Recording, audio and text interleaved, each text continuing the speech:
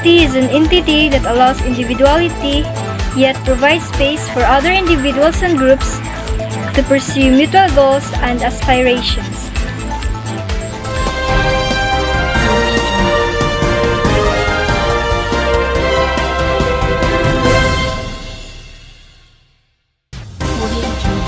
Breaking news! One group within the society na mataan sa Batangas. Here's Mrs. Torba for the news. They share certain similarities with their groups. Just like individuals, members of society have commonalities with other members. And these similarities could be the initial for individuals to be drawn together and interact more closely. Back to you, Billy. The ancient philosopher Plato believed that human is a social animal. Yes, Billy. This means that human beings are naturally equipped with tools such as language and reasons that enable them to engage others in meaningful interaction. And those young people met their barkada in restaurants to catch up with one another's lives. They attend schools, churches, and all sorts of communication activities within the neighbors, and they are use social media to communicate with other persons. Here's News 103, Nagbabalita.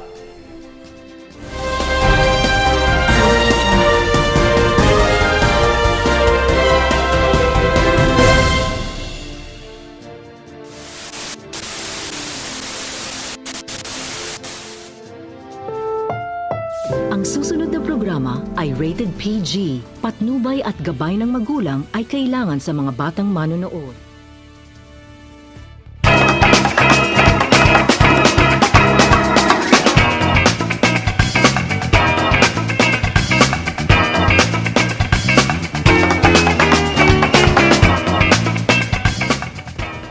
Hello everyone, I am Rosemary Stolbok from Good Morning DC, and we have our guest today, Mr. Cabalhog, and today we will talk about the social group. So for the information, social group is a collection of individuals who have relationships with one another that make them interdependent to some significant degree. And interdependence is a necessary condition that exists within social groups because it is what enables its members to pursue shared goals or promote common values and principles. Yes, Miss Istorba. Interdependence is also what differentiates a social group from aggregate, or a more collection of people within a particular place and time. In the context of our social groups, our thoughts, actions, and behavior are defined by our interaction with people to whom we share certain degrees of interdependence. Yes, and an example. A group of friends decided to hang out in the mall. Well, this group of friends is considered a social group. The same cannot be said about the rest of the people in the mall. The group of friends interact with one another, but not necessarily with the rest of the people in the mall. So that's for now. Nagbabalik ang Good Morning DC!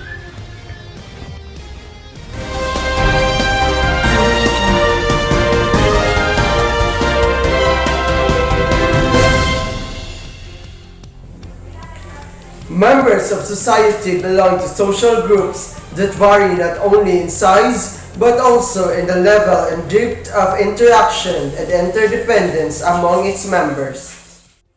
This means an individual are generally closest to its intermediate family but not to its distant relatives. He or she may have deep bonds with other acquaintances. As one enters adulthood, he or she may discover that there are some social group that will exert some profound impact to his or her life than others. Yes, Billy, and sociologists agree that not all groups are equivalent in terms of their level of importance. They create two groups, the primary and the secondary group. This primary group is small, intimate, and less specialized group whose members engage in face-to-face and emotion-based interactions over an extended period of time. Examples of primary groups include the family, close friends, work-related peers, classmates, and church, while the secondary groups, in contrast, are larger, less intimate, and more specialized group where members engage in an impersonal and objective-oriented relationship for a limited time. Unlike primary groups, the level of interaction and independence within secondary group is not deep and significant. Examples of this are the employees that treat their colleges as a secondary group since they know that they need to cooperate with one another to achieve the certain goals in the workplace. Mutual benefits rather than emotional affinity becomes the primary driving force that compel individuals to stay together in the secondary group. Here's News 103, Nagbabalita.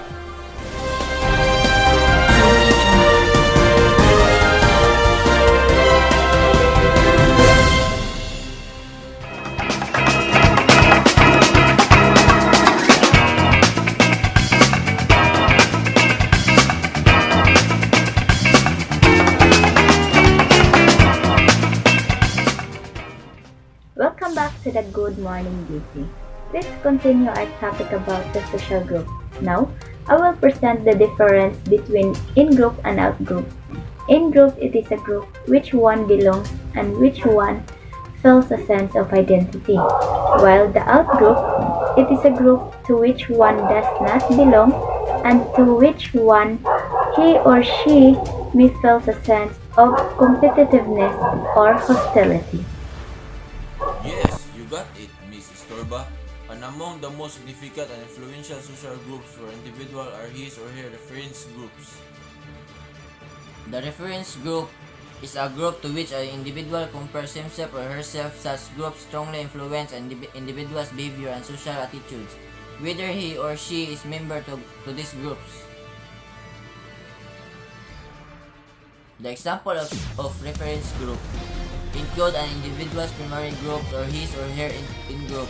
The reference group is considered a source or role model since the individual uses of standard for self-assessment. By now, high school students like our viewers should already have an idea of their chosen reference group. It may be a successful sports team, a dance group, a political organization, or even a group of friends in their school. Members of a reference group may indirectly apply peer pressure for younger or newer members to emulate them or conform to their actions and views. For example, a young person might consider a rock band as his or her reference group. He or she might form his or her own rock band and draw inspiration from the said reference group in terms of singing, physical appearance, and demeanor. However, he or she may also pick up some other bad habits like throwing, sometimes displaying. It is therefore important to have as much information and knowledge regarding a person's reference group, given the critical role that they will play in the future, the social norms people follow, the attitude they adopt, and the behaviors they exhibit are significantly influenced by those displayed by members of the reference group. Thank you, Mr. Cabalhon. So that's it for today.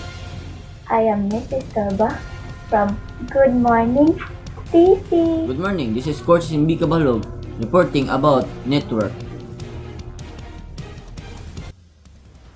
Sociologists use the concept network to understand the complex world of social groups.